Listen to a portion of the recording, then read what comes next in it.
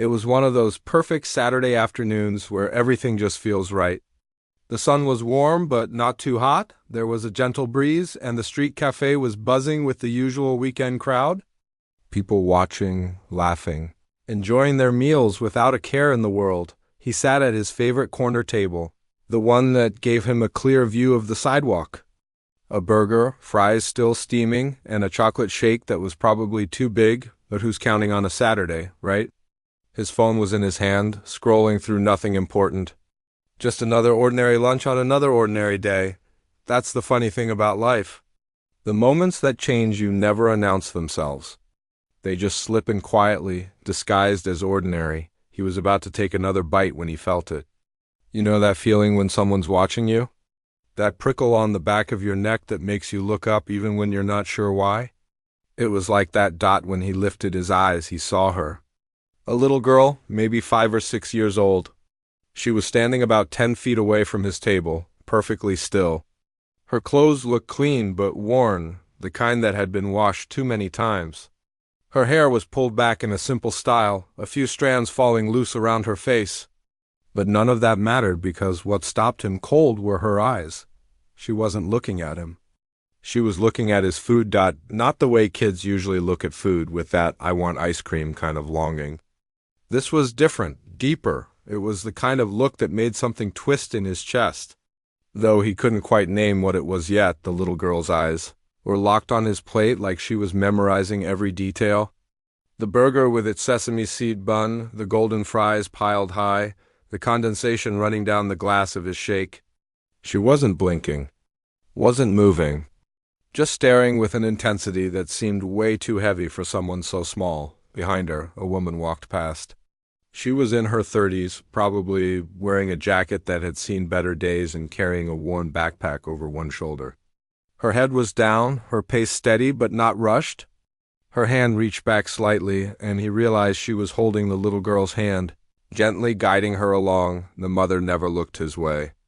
Never made eye contact. Never slowed down. She just kept walking. Her face set in that expression people wear when they're trying to get from one place to another without being noticed. Like she was invisible by choice or maybe by necessity, but the little girl... Oh, the little girl couldn't look away, as her mother pulled her forward. The child's body moved, but her head stayed turned. Her neck craned backward at an angle that had to be uncomfortable, her eyes still glued to that plate of food. Even as they got further away, even as other people walked between them blocking his view, he could see her trying to keep looking. Then they turned the corner and were gone. He sat there, his burger halfway to his mouth, completely frozen. The sounds of the cafe rushed back in. Laughter from the table next to him. The hiss of the espresso machine. Cars passing on the street. But it all felt distant now, like he was hearing it through water. He put the burger down and stared at his plate. Suddenly it looked different. All this food, more than he needed really, sitting in front of him while somewhere just around that corner, a little girl who couldn't stop staring at it was walking away. His appetite was just gone, vanished. He picked up a fry, but couldn't bring himself to eat it. That look in her eyes kept replaying in his mind. It wasn't greed. It wasn't even really want. It was need. Raw, honest need. How many times had he sat at this exact table, eating this exact meal, completely oblivious to the world passing by? How many people had walked past him carrying struggles he couldn't see? How many times had someone been hungry while he complained about having too many leftovers? The questions made him uncomfortable, but not in a bad way. More like waking up from a long sleep and realizing you'd been dreaming. He looked around at the other diners. Everyone was absorbed in their own worlds. Their phones, their conversations, their food. Nobody else seemed to have noticed the woman and her daughter. Why would they? The pair had been there and gone in seconds. Just 2 more people in the endless stream of faces that passed by in a city, but he had noticed. Or rather, the little girl had made sure he noticed. He pushed his plate away and pulled out his wallet to pay. His hands were on autopilot while his mind raced. Where had they gone? Were they okay? What was their story? The responsible part of his brain told him to mind his own business, to finish his lunch and go home. To not make assumptions about people's lives based on a 3-second encounter, but another part of him. A part that had been quiet for too long was louder now. He left cash on the table, more than enough to cover the bill and tip. He grabbed his jacket from the back of the chair and stood up. People moved around him, taking his table almost before he'd stepped away from it. The world kept spinning like nothing had happened, because for everyone else, nothing had happened. He walked to the corner where the woman and child had disappeared. The street stretched out in both directions, full of people going about their Saturday. For a second he felt foolish. What was he doing? What was the plan here? Chase down a stranger and her kid because of a feeling? But then he remembered those eyes. The way that little girl had looked at his food. And he couldn't not do something. He turned left, the direction he thought they'd gone, and started walking. His heart was beating faster now, that nervous energy you get when you're doing something outside your normal routine. He passed a bookstore, a dry cleaner, a corner market. More people, but not the ones he was looking for. 2 blocks down, he saw them. They were sitting on a bench in a small pocket park, one of those little green spaces cities squeeze between buildings.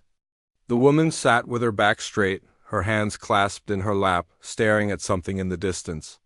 The little girl sat next to her, her legs swinging back and forth because they were too short to reach the ground, humming a tune to herself. Something about the scene made him slow down. They looked peaceful sitting there. Tired, maybe, but peaceful. Who was he to interrupt that? What right did he have to insert himself into their lives? He stood there for a long moment, suddenly unsure. This had seemed clearer back at the cafe. Now, standing 50 feet away from them, watching this mother and daughter in their private moment, he felt like an intruder, but then the little girl stopped swinging her legs. She looked down at her hands, and even from this distance he could see her shoulders slump just a little. And he thought about her eyes again, and about his half-eaten burger sitting on that table, and about all the times in his life when someone had shown him kindness when he didn't ask for it. He took a breath and started walking toward them, whatever happened next. At least he would know he tried. His footsteps felt louder than they should as he walked toward the bench. Each step brought him closer to a conversation he hadn't planned, with people he didn't know about a situation he could only guess at. His palms were actually sweating. When was the last time he'd been this nervous about talking to someone? The woman noticed him when he was about 20 feet away. Her head turned slightly, her body tensing in that subtle way people do when a stranger approaches. Her hand moved protectively toward her daughter, not obvious, just a small shift that said everything about her instincts as a mother. He slowed down, trying to look as non-threatening as possible. He even attempted a small smile, though he wasn't sure it came across as friendly or just awkward. "Hi there," he said, stopping a respectful distance away. "Sorry to bother you." The woman's expression didn't change. It wasn't hostile exactly, but it wasn't welcoming either. It was guarded, tired, the look of someone who'd been approached by strangers before and learned to be careful. "Can I help you with something?" she asked. Her voice was quiet but firm, the kind of polite that's really asking you to move along. He suddenly realized he hadn't thought this through at all. What was he supposed to say? "Hey, I saw your daughter staring at my food and followed you." That sounded creepy even in his own head. He stumbled over the words. "I was having lunch back at the cafe a few blocks that way, and I noticed you two walk by. And I just thought, well, I wondered if maybe you and your daughter might be hungry. I'd be happy to buy you both some lunch." The woman's jaw tightened. Something flashed in her eyes, hurt maybe, or anger, or both. Her back straightened even more, and he realized he'd made a mistake somehow, said the wrong thing. "We're fine," she said, and her voice had a sharp edge now. "Thank you, but we don't need anything." The little girl tugged on her mother's sleeve. "Mama," she whispered, but her mother gently shushed her. He felt like an idiot standing there. Of course they didn't want a stranger's charity. Who would? He probably embarrassed them, made assumptions, done exactly what he was trying not to do. "I'm sorry," he said quickly. "I didn't mean to offend you. Mama." "I'm hungry," the little girl said again, louder this time.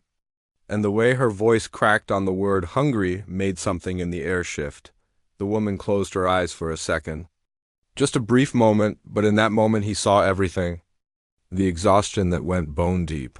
The weight of trying to be strong for a child when you have nothing left. The battle between pride and desperation that was tearing her apart from the inside. When she opened her eyes again, they were shining with unshed tears that she was fighting hard to keep back. He knelt down then, bringing himself to their level, trying to make himself smaller, less intimidating, more human. He looked at the woman, then at the little girl, then back at the woman. "Look," he said softly, "I really don't want to intrude or make you uncomfortable. I can see you're proud, and you should be. But here's the thing, I bought way too much food for lunch. Like, embarrassingly too much. And I hate waste, you know? So honestly, you'd be doing me a favor. I'd feel better knowing someone enjoyed it instead of it just sitting there." It was a lie, kind of. His food was already paid for and sitting cold on that table. But it was the right kind of lie. The kind that gives someone a way to accept help without feeling like charity. The woman studied his face for what felt like forever. He could see her weighing it, measuring him, trying to figure out if this was genuine or if there was some angle she wasn't seeing. Trying to decide if accepting would make things better or worse. The little girl looked up at her mother with those same big eyes he'd seen earlier. And this time there was hope in them mixed with the hunger. Finally, the woman nodded. Just a tiny movement of her head, barely visible. "Just this once," she said, her voice barely above a whisper. "And only because ...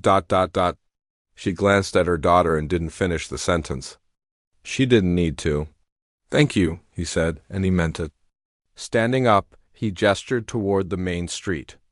"There's a diner just up the block. Nothing fancy, but the food's good. Is that okay?" The woman stood, helping her daughter off the bench. "That's fine," she said, and then after a pause, "Thank you." "Really?" They walked to the diner in silence, the little girl between them, holding her mother's hand. A few times he caught the child looking up at him with curiosity, like she was trying to figure out who this strange man was, and why he was being nice to them. The diner was one of those old-school places with vinyl booths and a long counter. The lunch rush had passed, so it was mostly empty. They slid into a booth near the window, the woman and her daughter on one side, him on the other. A waitress came over with menus and water glasses. "What can I get you folks?" she asked cheerfully. He gestured to the woman. "Whatever they'd like."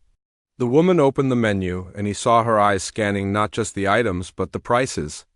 Her daughter leaned against her, trying to see the pictures. "Can I have pancakes?" the little girl asked, her voice hopeful. "It's lunchtime, sweetie," her mother said gently. "Maybe something else." "Pancakes sound perfect," he jumped in. "I could go for some pancakes too, honestly. Breakfast for lunch is the best." The woman looked at him, a silent thank you in her eyes, then back at her daughter. "Okay, pancakes then. But eat them all right?" "I will, I promise." The girl's face lit up like Christmas morning. The woman ordered a sandwich and soup, still choosing carefully, still picking things that weren't too expensive. He ordered pancakes too, to make good on what he'd said. And coffee. After the waitress left, an awkward silence settled over the table. He wasn't sure what to say. Should he ask questions? Make small talk? Pretend this was normal? The woman saved him. "I'm sorry for being rude earlier," she said, her hands wrapped around her water glass. "In the park, I mean. You were being kind and You don't need to apologize," he said quickly. "I get it. A stranger walking up to you out of nowhere, it's weird. I probably should have thought it through better. Still, you're being generous and She paused, struggling with something. "It's been a hard few months. I'm not used to asking for help, or accepting it." The little girl was coloring on the paper placemat the waitress had left, humming quietly to herself, seemingly content now that food was coming. "Can I ask what happened?" he said carefully. "You don't have to tell me. But sometimes it helps to talk." The woman was quiet for a long moment, watching her daughter color. When she finally spoke, her voice was steady but soft, like she was trying to keep the emotion out of it. "My husband died 8 months ago," she said. "Sudden, no warning.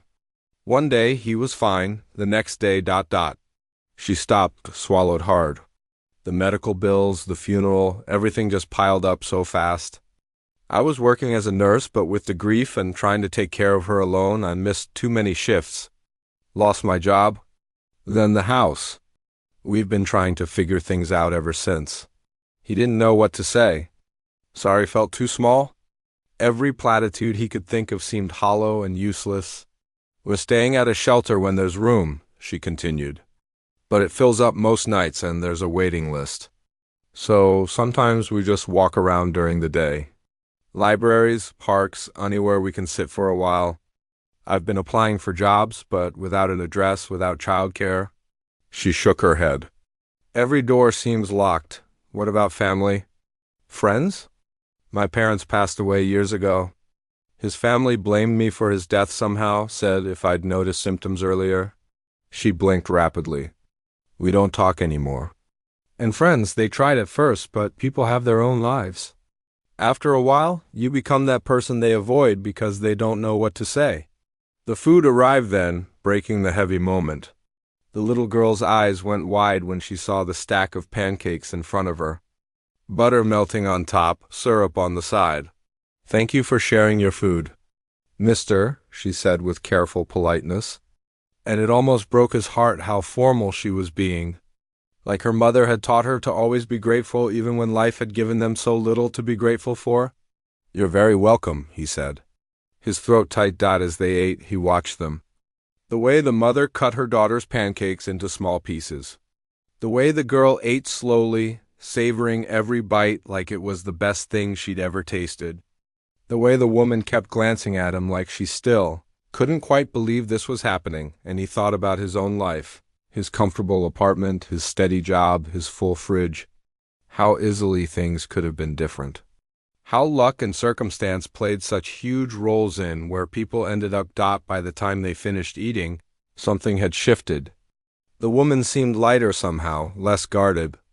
The little girl had syrup on her chin and a smile on her face.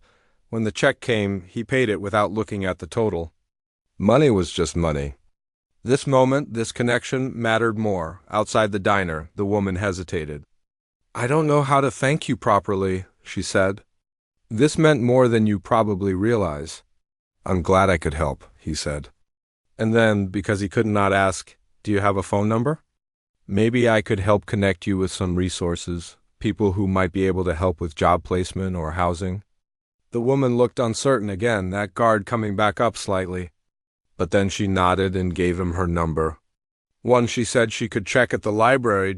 He watched them walk away, the little girl waving goodbye over her shoulder. He pulled out his phone. He had some calls to make. He couldn't sleep that night. Every time he closed his eyes, he saw that little girl's face, the way she'd looked at his food, the careful way she'd eaten those pancakes like each bite was precious. He kept thinking about the mother, too. How she'd tried so hard to hold on to her dignity, even when everything else had been stripped away. Around midnight, he gave up on sleep and grabbed his phone. He scrolled through his contacts until he found his sister's number. She worked as a social worker for the county, had been doing it for almost 10 years. If anyone would know how to help, it would be her. The phone rang 3 times before she answered, her voice groggy. Do you know what time it is? I know, I'm sorry. But I need to tell you something, and I couldn't wait until morning. Something in his voice must have told her this was important because she sat up. Okay, I'm listening. He told her everything. About the cafe, about following them, about the conversation at the diner, about a woman who'd lost everything and was trying to keep her daughter safe and fed with nothing but willpower, and whatever luck came her way. He heard his sister moving around on the other end, probably grabbing a pen and paper. When he finished, there was a moment of silence. Then his sister's voice came back, all business now, the sleepiness gone. Okay, this is what we're going to do. They talked for over an hour. His sister knew programs, knew people, knew which strings to pull and which doors to knock on. She had contacts at housing organizations, knew which hospitals were hiring and offered childcare, had friends at community centers that helped people in exactly this situation. I'll make some calls tomorrow, she said. But listen, you need to understand something. The system moves slowly, and there are a lot of people who need help. I can't promise miracles. I know. But anything is better than nothing, right? Right, you did a good thing today, little brother. A lot of people would have just looked away. After they hung up, he still couldn't sleep, but it was a different kind of restlessness now. He opened his laptop and started typing.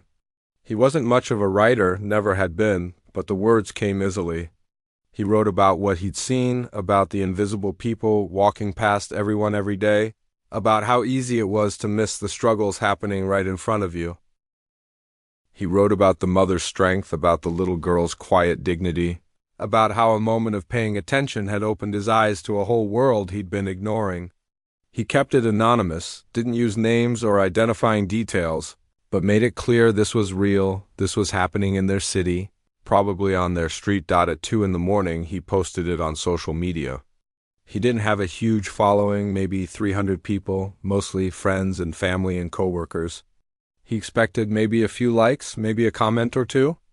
Then he closed his laptop and finally fell asleep. When he woke up 6 hours later, his phone was buzzing nonstop. Notifications kept popping up, one after another. He grabbed it, confused, and stared at the screen. His post had been shared 200 times. People were commenting, dozens and dozens of comments, and they weren't just saying, "That's sad," or thoughts and prayers. They were asking what they could do to help. Over the next few days, it snowballed into something he never could have imagined. A woman offered to donate professional clothes for job interviews. A man who owned a small restaurant said he could offer weekend shifts with flexible hours. A teacher reached out saying she could provide free tutoring for the little girl. Donations started coming in, small amounts mostly. $20 here, $50 there, but they added up fast. His sister called him Monday afternoon, her voice excited. "Okay, so I've got good news. There's a transitional housing program that had a last-minute opening. It's not permanent, but it gives them 6 months to get stable, and it includes job placement assistance." That's amazing. There's more. I talked to the hiring manager at Memorial Hospital. They're looking for nurses, and they have an on-site childcare program for employees. If she's still licensed and can pass the interview, they're willing to work with her situation. He felt something surge in his chest, something that felt like hope, but bigger. When can we tell her? I need to confirm a few more details, but probably by tomorrow. Do you have a way to reach her? He'd texted the number she'd given him, letting her know he was working on some things. She'd responded with a simple "thank you," nothing more. He'd been trying not to push, not to overwhelm her. "Yeah, I'll reach out." That evening, he met them at the same park where he'd first approached them. The woman looked nervous when she saw him, probably worried about what this meeting meant. The little girl was more relaxed, giving him a shy wave. "I have some news," he said once they'd sat down on the bench. "And I hope it's okay, but I talked to my sister. She's a social worker and she's been making some calls." The woman's expression was hard to read. Cautious hope, maybe, mixed with fear of disappointment. He told her about the housing program, about the hospital job, about all the resources his sister had lined up. With each thing he mentioned, the woman's hand went to her mouth, her eyes getting wider. "I don't understand," she said when he finished. "Why would you do all this? You don't even know us?" It was a fair question. He'd been asking himself the same thing. "Honestly?" "Because I happened to look up at the right moment. Because your daughter's eyes reminded me that there are real people behind the statistics we hear about. And because, I don't know, because if I can help, and I don't, what does that say about me?" The woman was crying now, not trying to hide it anymore. "I've been so scared," she whispered. "Every day, trying to figure out where we'll sleep, what we'll eat, how to keep her safe and happy when I have nothing to give her. I've been praying for something to change, for some kind of sign that we'd be okay." Her daughter wrapped her arms around her mother, and the woman held her close, both of them crying together. But here's where the story takes another turn. Because what happened next changed things even more. The woman told him she wanted to do something with the money people had donated. Instead of keeping it all, she wanted to give half to the shelter where they'd been staying, to help other families like hers. They need it as much as we do, she explained. And if people were generous to us, we should be generous too. He was stunned. Here was someone who had every reason to hold on to every penny, choosing to give to others. It said something about her character that made him respect her even more. When word got out about what she'd decided to do, something beautiful happened. More people donated. The restaurant owner who'd offered her weekend work created a fund to help other struggling parents in the community. The teacher who'd offered tutoring started a program at the library for kids whose parents couldn't afford extra help. One act of kindness had created a ripple effect that kept spreading. Wider and wider. His sister got the woman into the housing program within a week. The hospital interview was scheduled for the following Monday. In the meantime, people from the community dropped off clothes, toys for the little girl, gift cards for groceries. A retired nurse even offered to help her practice for the interview. Going over common questions and helping her feel confident again, he kept in touch through text messages.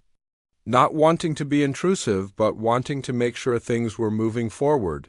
The woman sent him updates. She'd gone to the housing office and signed papers. She'd gotten her nursing license renewed. She'd enrolled her daughter in a school that was walking distance from where they'd be living. The night before her interview, she called him instead of texting. "I'm terrified," she admitted. "What if I mess this up? What if they don't hire me? What if this all falls apart?" "You're not going to mess it up," he said firmly. "You've been through harder things than a job interview. You've kept yourself and your daughter safe through months of homelessness. You've maintained your dignity when most people would have given up. You're stronger than you think." "I don't feel strong. I feel like I'm barely holding it together." That's what strength looks like sometimes. Not some superhero who never struggles, but someone who keeps going even when everything is falling apart. "You're doing that. You've been doing that all along." She was quiet for a moment. "Thank you," she said finally. "Not just for the help, but for seeing us. For not looking away. I'd forgotten what it felt like to be treated like a person instead of a problem." "You were never a problem. You were just someone going through a hard time." The interview was scheduled for 10 in the morning. He found himself checking his phone every few minutes, waiting to hear how it went. Around noon, his phone buzzed with a text message. "I got the job?" 3 words that meant everything. 3 words that represented a turning point, a new chapter, a chance to build a life again. He texted back immediately. "I knew you would. When do you start?" 2 weeks. "They're giving me time to get settled in the new place first. I can't believe this is real." "It's real. You earned this." That evening, he met them one more time at the park. The little girl ran up to him and hugged his leg, something she'd been too shy to do before. "Mama says we're getting a home," she said, her voice full of excitement. "And I get to go to a real school." The woman stood behind her daughter, and for the first time since he'd met her, she was smiling. Really smiling. Not the polite smile you give strangers, but the kind that comes from somewhere deep and genuine. "I don't know how to thank you properly," she said. "You changed our lives." He shook his head. "You changed your own life. I just helped open a door. You're the one who walked through it. And you're going to keep walking through doors. Building a better life for both of you." As he watched them leave the park that evening, the little girl skipping ahead and her mother walking with her head held high, he realized something important. He'd always thought of himself as a decent person, someone who cared about others. But caring from a distance was easy. It was the stopping, the getting involved, the actually doing something that made the difference, and the truth was, they'd changed him as much as he'd helped them. They'd reminded him what really mattered. Not the job or the apartment or the comfortable life he'd been sleepwalking through, but connection, compassion, showing up for people when they needed it most. His phone buzzed one more time that night. A message from his sister. "Proud of you, little brother. You started something good?" He smiled and put his phone away. Yeah, he really had. 3 weeks later, he found himself standing in front of a small apartment building on the east side of town. It wasn't fancy, just a basic three-story brick building with a small patch of grass out front. But it was clean, safe, and most importantly, it was going to be their home. The woman had invited him to see the place before they moved in. "I want you to see what you helped make possible," she'd said on the phone. Her voice had sounded different lately, lighter somehow. Like a weight had been lifted. He climbed the stairs to the second floor and found the apartment number she'd given him. The door was already open, and he could hear voices inside.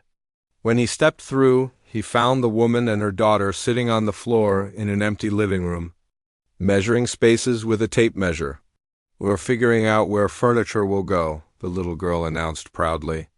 "Mama says I get my own room." The apartment was small, probably around 800 square feet total. 2 bedrooms, 1 bathroom, a combined living room and kitchen area. The carpet was worn but clean, the walls painted a neutral beige. Nothing special by most people's standards. But the way the woman looked around the space, you'd think it was a palace. "The lease is month to month for now," she explained, running her hand along the kitchen counter. "Once I've been at the hospital for 3 months and can prove steady income, they'll convert it to a year lease. Lower rent too. When do you start work?" "Monday." I'm terrified and excited at the same time. She laughed, a sound he'd never heard from her before. It was nice. "I haven't worked as a nurse in almost a year. What if I've forgotten everything? It's like riding a bike. It'll come back?" She nodded, but he could see the nervousness in her eyes. Starting over wasn't easy, even when circumstances were finally aligning in your favor over the next few weeks. He watched from a respectful distance as they built their new life piece by piece. The woman would text him updates. Her first day at work had gone well, though she'd been exhausted.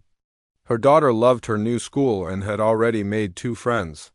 They'd gotten beds donated from a furniture charity, mismatched but comfortable. He visited once in a while, never staying long, never wanting to overstep. But each time he saw them, the transformation was remarkable. The little girl had gained weight, her cheeks fuller, her energy boundless. The mother stood taller, smiled more easily, looked less like she was carrying the weight of the world. One Saturday afternoon, about 6 weeks after they'd moved in, she invited him over for lunch. "Nothing fancy," she'd said. "Just my way of saying thank you properly." When he arrived, the apartment had been transformed. There were curtains on the windows now, pictures on the walls, a small couch in the living room. It actually looked like a home. The little girl was setting the table with intense concentration, making sure the forks were perfectly straight. "I hope you like spaghetti," the woman said from the kitchen. "It's not much, but it's her favorite, and I wanted to make something special." They ate together at the small dining table, and for the first time, the dynamic felt different. Less like a helper and someone being helped. More like friends, equals. The woman talked about work, about the patients she'd been caring for, about how good it felt to be doing what she'd trained for again. "There's this one patient," she said, twirling spaghetti on her fork. "Older man, been in and out of the hospital for months. No family, no visitors. And I was changing his 4 yesterday, and he looked at me and said, 'You're kind. I can tell you've suffered too,' and it just hit me, you know? How we recognize each other, people who've been through hard times." "What did you say?" "I told him that suffering either makes you bitter or it makes you kind, and we get to choose which one." He cried, I cried. It was a whole thing. She smiled softly. "But I think that's what I want to do with this second chance. Use what I've been through to help other people. To see them the way you saw us." After lunch, the little girl asked if she could show him her room. It was tiny, barely big enough for a twin bed and a small dresser, but she decorated it with drawings she'd made at school. Pictures of houses and families and rainbows. On her nightstand was a photo, and when he looked closer, he realized it was the only photo in the whole apartment. A man, young, smiling, holding a baby. "That's my daddy," the girl said matter-of-factly. "He's in heaven now, but Mama says he's watching over us. I'm sure he'd be very proud of you both. Mama says when people die, the best way to remember them is to be happy. So I try to be happy every day." She said it so simply, like it was the easiest thing in the world. This philosophy that most adults struggled with their entire lives. Back in the living room, the woman was cleaning up dishes. He helped her dry while she washed, a comfortable silence between them. "Can I ask you something?" she said eventually. "Why did you really help us? And don't say it's because you happened to look up or whatever. There's more to it than that." He thought about it, really thought about it. "My dad died when I was 12, he said finally. Heart attack. One minute he was there, the next he wasn't. And I remember how people treated us afterward. Some people were amazing, brought us food, helped my mom with bills, just showed up. But a lot of people disappeared. Like they didn't know what to say, so they said nothing." "Did nothing? I'm sorry. That must have been so hard." "It was. But my mom always told me that the people who helped us, even in small ways, they were the ones who made it possible to keep going. She said we had a responsibility to pass that on someday, to be the people who show up." He set down the towel. "When I saw you two, I guess I just remembered what it felt like to need help and actually receive it." The woman was quiet for a moment. "Your dad would be proud of you too, I hope so." As fall turned into winter, their check-ins became more routine. Sometimes he'd stop by with coffee on his way to work. Sometimes she'd text him photos of her daughter's art projects or funny things that happened at the hospital. It had evolved into a genuine friendship, the kind that's built on shared experience and mutual respect. The woman started doing something incredible at the hospital.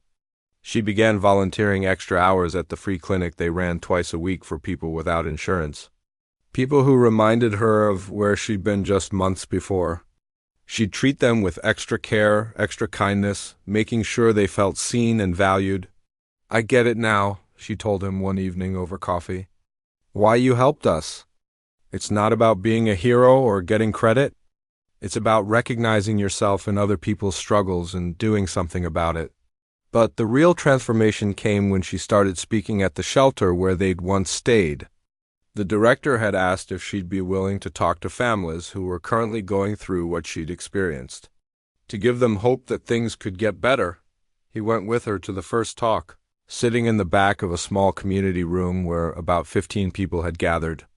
Mostly women with children, all of them with that same look he remembered from when he'd first met her, tired, scared, trying. So hard to hold it together. The woman stood at the front, nervous at first, her hands shaking slightly as she held her notes. But once she started talking, the nervousness fell away. She told her story honestly. The loss, the grief, the descent into homelessness. The fear of not being able to feed her daughter, the shame of losing everything, the nights spent wondering if things would ever get better. "I'm not going to stand here and tell you it's easy," she said. "Because it's not. Some days I still wake up scared that it's all going to fall apart again. But I want you to know something important. You are not invisible. You matter. Your struggle matters. And there are people who will help if you let them." She talked about swallowing her pride, about accepting help even when it felt like giving up, about how asking for assistance wasn't weakness but survival, about how the smallest acts of kindness from strangers had quite literally saved their lives. When she finished, there wasn't a dry eye in the room. People came up to her afterward, thanking her, asking questions, sharing their own stories.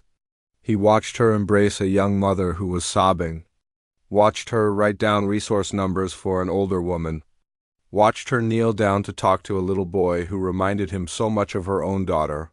On the drive home, she was quiet, processing everything. "That was harder than I thought it would be," she admitted, telling the whole story out loud like that, but important. "Yeah, important." She looked out the window at the city passing by. "You know what's weird? 6 months ago, I would have given anything to forget that whole period of my life, to pretend it never happened. But now I'm glad I went through it. Not glad it happened, but glad for what it taught me. About strength, about kindness, about what really matters." "What does really matter?" She smiled. "Showing up, being seen, helping each other. All the things that don't cost money but mean everything." The holidays came, their first in the apartment. The woman decorated modestly, a small tree from the grocery store, some lights around the window. Her daughter made paper snowflakes and hung them everywhere. It wasn't much, but it was theirs. On Christmas Eve, he stopped by with gifts. Just small things, books and art supplies for the little girl, a gift card for groceries for the mom. But when he arrived, he found their apartment full of people. Neighbors from the building, co-workers from the hospital, families they'd met at the shelter. "What's all this?" he asked. The woman grinned. "I decided to do what someone once did for us. I invited everyone I knew who might be alone for the holidays. Figured we could all be alone together." She gestured around the crowded apartment. "Turns out a lot of people needed this." He looked around at the scene. Kids playing on the floor, adults laughing and talking, sharing food on mismatched plates. It was chaotic and crowded and absolutely perfect. The little girl tugged on his sleeve. "Mama says you're part of our family now," she announced. "Is that okay?" He felt his throat tighten with emotion. "That's more than okay." As the evening wound down and people started to leave, the woman pulled him aside. "I've been thinking about something," she said. "About starting a nonprofit. Something that helps families transition out of homelessness, that connects people who want to help with people who need it. Would you want to be involved?" "Are you serious?" "Completely. I keep thinking about all those families at the shelter, all the people still struggling. If we could create something that makes it easier for them, that gives them the same chance we got." She trailed off, her eyes bright with possibility. "I'm in," he said without hesitation. "Absolutely in." They started making plans that night, sitting at her kitchen table long after everyone else had gone home, sketching ideas on napkins and dreaming about what they could build together. What had started with a little girl's hungry eyes looking at a plate of food had grown into something neither of them could have imagined, and they were just getting started. 6 months had passed since that Christmas Eve conversation about starting a nonprofit. What had begun as sketches on napkins had turned into something real. They'd filed paperwork, found a small office space donated by a local business owner, and assembled a team of volunteers who believed in what they were trying to do. The organization was simple in concept but powerful in practice. They connected people who wanted to help with families who needed it, but they did it differently. No handouts, no charity that made people feel small. Instead, they focused on what the woman called dignity support. Job placement assistance, housing navigation, childcare solutions, skill building. Everything designed to help people help themselves. On a warm Saturday morning in late spring, they were hosting their first big community event at the park. The same park where he'd first walked up to a scared mother and her hungry daughter all those months ago. It felt right, coming full circle like this. He arrived early to help set up tables and chairs. The woman was already there, directing volunteers, her daughter beside her handing out flyers to people passing by. The little girl had grown so much. Taller now, more confident, her smile quick and genuine. She was wearing a t-shirt with their organization's logo on it, one she'd helped design herself. "Busy morning?" he asked, setting down a box of supplies. The woman turned, wiping sweat from her forehead. 3 families scheduled for intake appointments, 2 job interviews lined up, and 1 housing placement hopefully getting finalized. So yeah, busy in the best way. People started arriving around 10. Some came curious about the organization, wanting to know how they could help. Others came quietly, nervously, the way the woman had once approached accepting help. You could see it in their eyes, that mixture of hope and fear and desperation. He watched the woman work, moving from person to person with ease. She knew exactly what to say because she'd been exactly where they were. When a young father broke down crying while explaining he'd been living in his car with his 2 kids, she didn't offer empty sympathy. She sat with him, let him cry, then said, "Okay, here's what we're going to do." And then she laid out a plan, concrete steps, real solutions. By noon, the park was full. There was food, donated by local restaurants. Kids were playing on the playground, their laughter filling the air. Adults were talking, sharing stories, finding community. It wasn't a charity event. It was people seeing each other, connecting. Being human together. His sister showed up with a few colleagues from the county social services. This is impressive, she said, looking around. You two have built something real here. She built it, he corrected. I'm just helping. His sister gave him that look older siblings give when they know you're being modest. You both built it. That's how it works. Around 2 o'clock, the woman took the small stage they'd set up. The crowd quieted down, people gathering closer to hear. Her daughter stood beside her, holding her hand. Thank you all for coming, the woman began. Her voice was steady now, no trace of the nervousness from that first talk at the shelter. A year ago, I was sleeping in my car with my daughter. I'd lost my job, my home, my hope.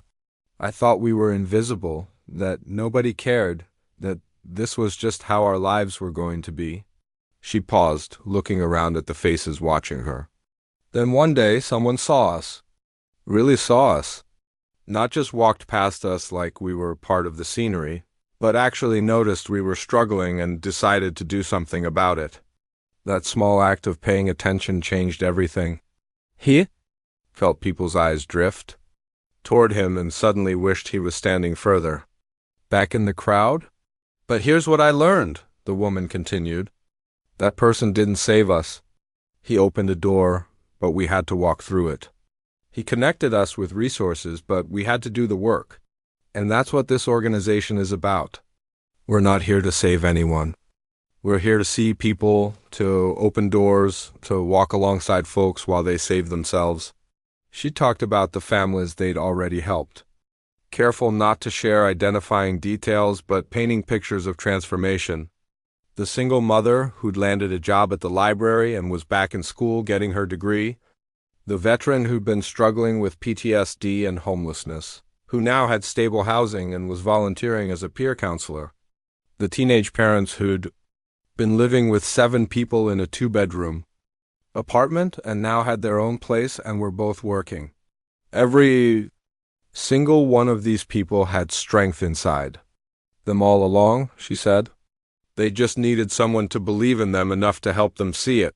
When she finished speaking, the applause was genuine and warm. People came up afterward wanting to volunteer, wanting to donate, wanting to share their own stories. The event that was supposed to end at 3 went until almost 6 because nobody wanted to leave as the sun started to set, and they were packing up the last of the supplies. The woman sat down on a bench, exhausted but happy. Her daughter had fallen asleep on her lap, worn out from running around all day. He sat down beside them. You did good today, he said. We did good, she corrected him, the same way he'd corrected his sister earlier. This doesn't work without all of us. They sat in comfortable silence for a moment, watching the last few people trickle out of the park. It was the same bench where they'd sat a year ago, where she'd been defensive and scared and he'd been nervous and uncertain. Everything had been different then. Can I tell you something?